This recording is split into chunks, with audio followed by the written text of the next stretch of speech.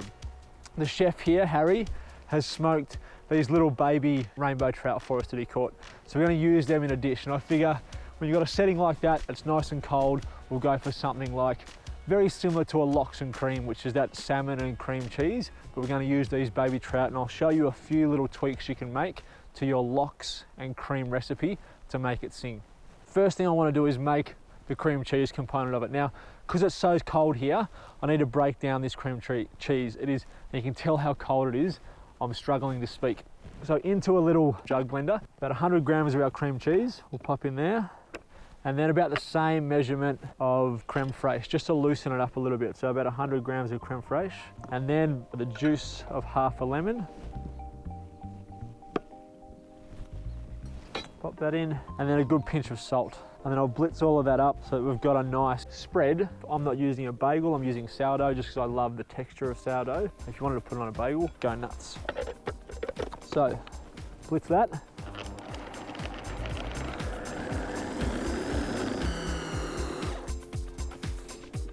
Needs a little bit more lemon juice. So we'll use the other half of that. Pop that in. Another quick little blitz.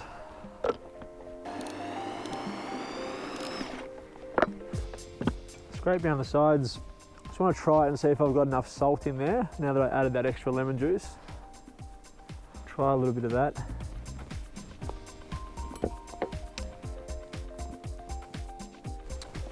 That's pretty much spot on. I would like a little bit more tang from the lemon juice. So we'll use all of this lemon, just because it's a bit rich, with all of that creme fraiche, all of that cream cheese. So we'll just fix that up.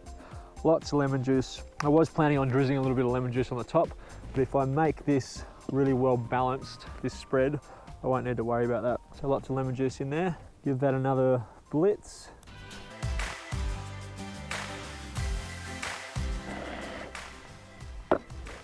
Okay, give that another taste.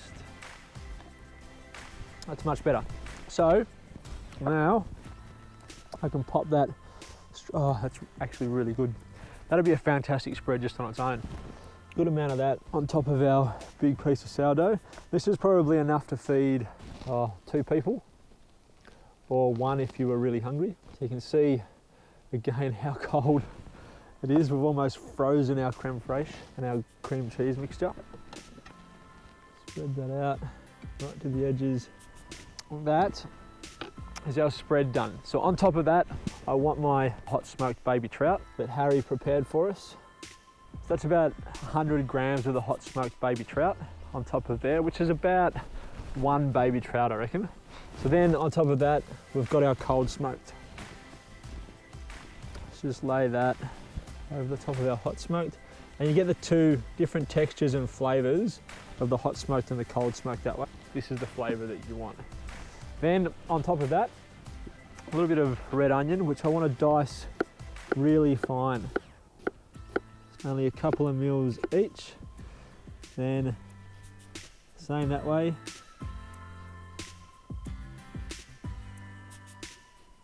We don't need a lot. And then you just cut through, going really thin, you'll get what we refer to as a brunoise, which is a really fine dice. So you've got your really fine dice of red onion to go on top of that. That's flavour and texture, and also presentation with the really, really fine brunoise. A nice big handful of that. And a little bit of dill. So just pick your nice fronds off the edges. Dill and trout are a fantastic combination. So you want some reasonable size fronds because you want to get the flavour of the dill in there. It's not just presentation. So look for some bigger fronds, but you want them to look good as well. I don't mind if it hangs off the side. The more dill flavour I can get onto the dish, the better off the dish is going to be. Oh, it's so cold, my fingers have forgotten how to work. Then, finally, some capers. Again, all I've done is paired flavours I know are going to work well with trout. And it's basically, if you're unsure of what's going to work well with trout, just think about what works with salmon, because it's very, very similar in flavour. Really, it's only the mouthfeel that changes with the dish, or the fish, I should say. I've lost a bit of dill, so I'll grab one more nice bit of dill. And then the final thing I'm going to put on, which you're probably going to think I'm crazy, is a little bit of demerara sugar. One, it'll add a really nice texture, but two, it just gives a nice bit of sweetness to something that is smoky and sour. So we get a little bit of sweetness in there as well. So just like you're adding salt, I guess. And that reminds me, a little pinch of salt as well. A little drizzle of oil. And that is my version of Harry's trout and cream cheese.